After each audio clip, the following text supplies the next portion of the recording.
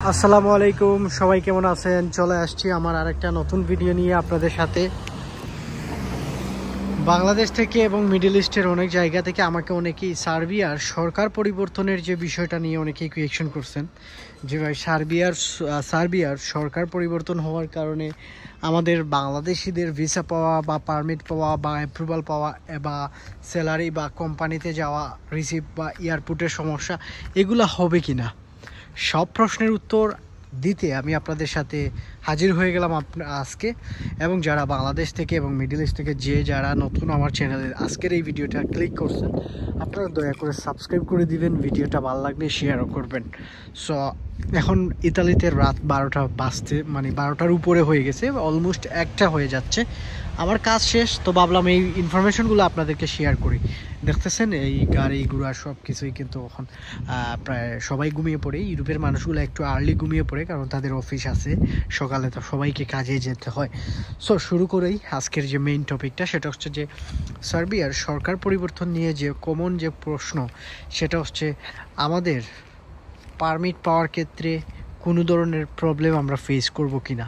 এটা নিয়ে আমাকে অনেকে কোয়েকশন করছেন। না, প্রথম অবস্থাতে আমি আপনাদেরকে বলি, আপনারা যারা বাংলাদেশ থেকে ফাইল জমা করতে চাচ্ছেন বা মিডল ইস্ট থেকে, কিন্তু সরকার পরিবর্তনের কারণে আপনি সিদ্ধান্ত নিতে পারতেছেন না বা না জানি কি একটা সিচুয়েশন ক্রিয়েট হয়, আপনাদেরকে বলে রাখি আপনি জমা করতে পারেন এবং পারমিট পাওয়ার ক্ষেত্রে কোনো ধরনের প্রবলেম আপনি ফেস করবেন না।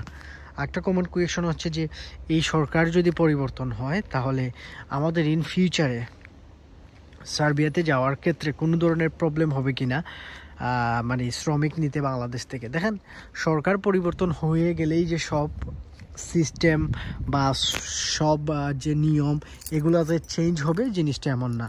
সো আপনারা যারা ইন ফিউচারে বা এখন বর্তমানে আপনারা প্ল্যান করতেছেন যে সার্বিয়াতে ফাইল জমা করবেন, সো আপনারা নির্দ্বিধায় জমা করতে পারেন।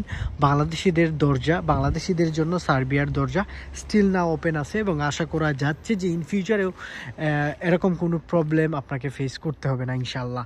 তো যারা আমাকে এটা নিয়ে কোয়েকশন করছিলেন, আশা করি আপনি আনসার পেয়ে গেছেন। আরেকটা বিষয় হচ্ছে যে কোম্পানির রিসিভ করার ক্ষেত্রে বা যখন সরকার চেঞ্জ হবে আমরা এয়ারপোর্টে যাওয়ার ক্ষেত্রে আমাদের কোনো ধরনের প্রবলেম হবে কি না।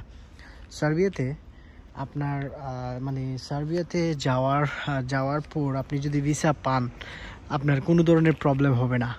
অর্থাৎ A to Z আপনি যখন করে ফেলবেন, ম্যান পাওয়ার যদি করে নেন এবং আপনি যদি টিকিট কেটে ফ্লাই করে নেন, আপনার এই ম্যান পাওয়ার দেখবে এখানে সরকার কে আসলো না আসলো এগুলো ইমিগ্রেশন আপনার চেক করবে না।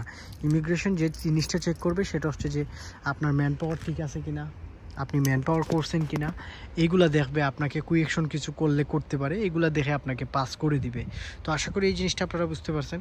আরেকটা বিষয় হচ্ছে যে এই সরকার পরিবর্তনের কারণে বা সরকার যে চেঞ্জ হওয়ার একটা যে আন্দোলন চলতেছে, এটার কারণে আমাদের অ্যাপ্রুভাল পাইতে কোনো ধরনের সমস্যা হবে কিনা, স্টিকার ভিসা লাইগে আসতে কোনো রকম ডিলে হবে কিনা। দেখেন, একটা দেশের সরকার যদি পরিবর্তন হয় তাহলে অফিস আদালত বা একটা দেশে যদি আন্দোলন হয়, এটা স্বাভাবিক একটু ডিলে হবে যে কোনো সরকারি কার্যক্রমে। এটা সিম্পল একটা বিষয়, আপনারা সবাই এই জিনিসটা অবগত আছেন। যেমন কয়েক মাস আগে বাংলাদেশে যে ইনসিডেন্ট ঘটছে, তখন আপনারা দেখছেন যে আসলে সব কিছু বাংলাদেশের সারা ওয়ার্ল্ডের সাথে বাংলাদেশের সব কিছু মানে নেটওয়ার্ক বলেন, এভরিথিং বলেন, ইচ অ্যান্ড এভরিথিং বলেন, এইগুলো একেবারে ছিল, বিচ্ছিন্ন ছিল। তো এটা স্বাভাবিক, একটা দেশে যখন সরকার বা কিছু যদি চেঞ্জ হয় তাহলে এখানে লেট হবে, এটা সিম্পল একটা বিষয় এবং এটা আপনারা বুঝতেই পারতেছেন।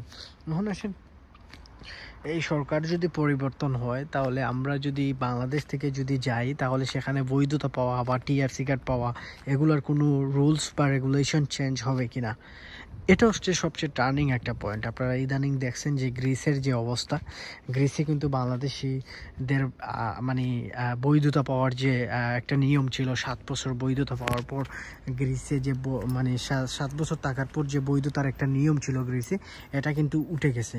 তো এটা নিয়ে আমি গ্রিস নিয়ে কিন্তু আমি আগামীকাল একটা ভিডিও মেক করব, সেটা আপনারা সেটা দেখবেন। আপনারা অনেকেই অনেক কিছু বুঝতে পারবেন, জানতে পারবেন, যারা গ্রিসে ইন ফিউচারে যাবেন বা আপনারা সিদ্ধান্ত নেওয়ার ক্ষেত্রে এটা আরও বড় একটা ভূমিকা রাখবে। আমি আগামীকাল এটা নিয়ে ভিডিও মেক করব।